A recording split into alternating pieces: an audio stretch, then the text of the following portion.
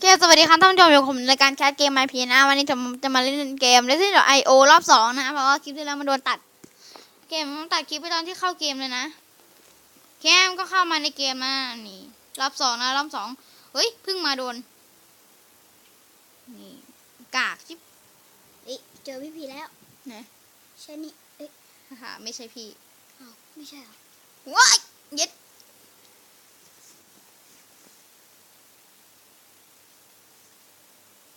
เดี๋ยวว่าเป็นสีเหมือนวิธีดีกว่าเยอะเลย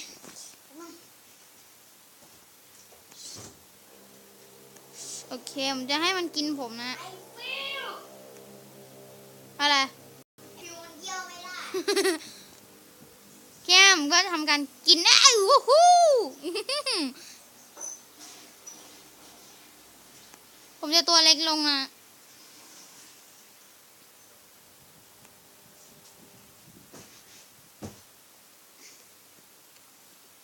เย็ดโดเปลี่ยนแบตได้ปะเปลี่ยนเลยแบตเหลือ19เนี่ยเวลาวิชานินจาเลนเจอร์วัดเย็ดเดอะฟอกเนี่ยวิธีเอาตัวรอดออกมาแค่ใช้ความเร็วเหมือนเอ็กซ์เซลเลสผมจะครอบตัวนี้ด้วยกันใช้วิชาหมุนตัวดูซิว่ามันจะเอาตัวรอดยังไงแต่ว่าผมอาจจะไม่รอดก็ได้นะเฮ้ยฟักยูมัวแล้วตายเนี่ยใช่ มัวแล้วตายไอตัวที่อยู่ข้างในมันแดงโอ้ยเย็ดเคเอาใหม่ครับเอาใหม่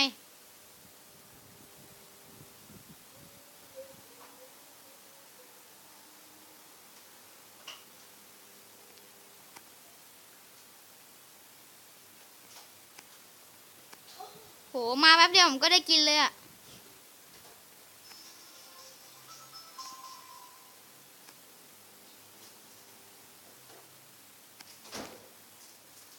เลี้ยงไว้ก็ไม่โตครับ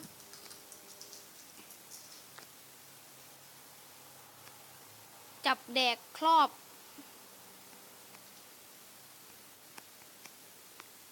ทำไม่ได้อะตัวเล็กแบตมี100%บอกพี่ทำไมเนี่ยผมจะทำการครรอบแดกตัวจิ๋วน้องบอกว่าทำได้ช่วงนี้ผมทำการอัพบูทแล้วก็ทำการล้างไฟล์ขยะแล้วนะพอดีว่าผมก็จะสามารถเล่นเกมเร็วขึ้นนานกว่าเดิมได้นะทำไมอยู่ดีมันดูเริ่มสะดุดwhat the shit yes fuck you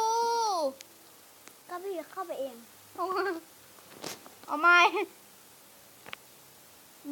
แม่งเอ้ยกะจะได้แก้ตัวผมจะให้ตัวใหญ่เผลอไปกินผมนะ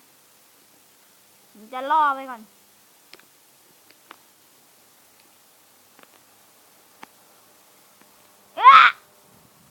กูไม่น่าเดินเข้าไปเลย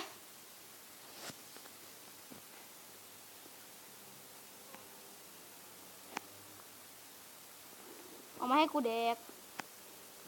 อ้าวแย่งผมไปเลยอะเดี๋ยวรู้ว่าใครนะเดี๋ยว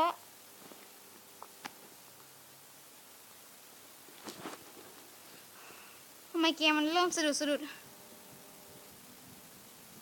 ผมเพิ่งลองเล่นนะเพราะว่าไม่เคยเล่นมาก่อนผมเลยเล่นอ่อนๆนะใครคิดว่าผมกากนี่ก็คอมเมนต์บอกได้เลยนะผมก็ขออภัยนะว่าถ้าเกิดเล่นกากเกินไปเนี่ยพอดีว่าผมเพิ่งโหลดมาเล่นน่ะไม่เคยเล่นมาก่อนเห็นว่าพี่แป้งกับมาร์ทเขาเล่นกันก็เลยลองโหลดมาเล่นดู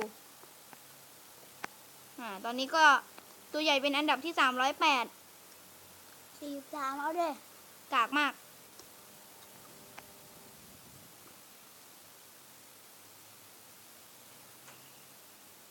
เฮ้ยเกือบชนมาแล้วครับนี่ชนกินตัวใหญ่ดูกินตัวใหญ่ได้ครับแดกแบบคลึบๆเย็ดเป็ด112ละวันนี้วันอาทิตย์ใช่ปะผมจะครอบตัวใหญ่กินนะฮะ วันนี้วันเสาร์ดิถามได้ ลืมได้ไงนะว่าวันนี้วันอะไร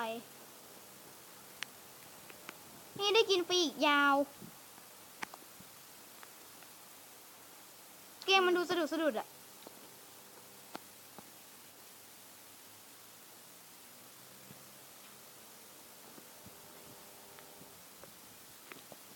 ลัคกี้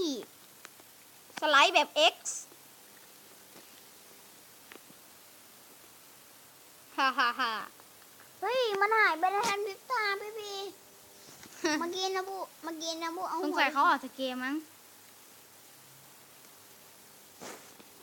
เมื่อกี้นะบุมัน นี่สไลด์แบบ Fox Juicy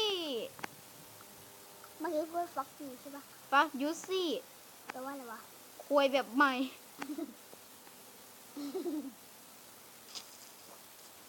เย็ดเกือบโดนครับ เย็ดแม่ขอพ่อหรือยัง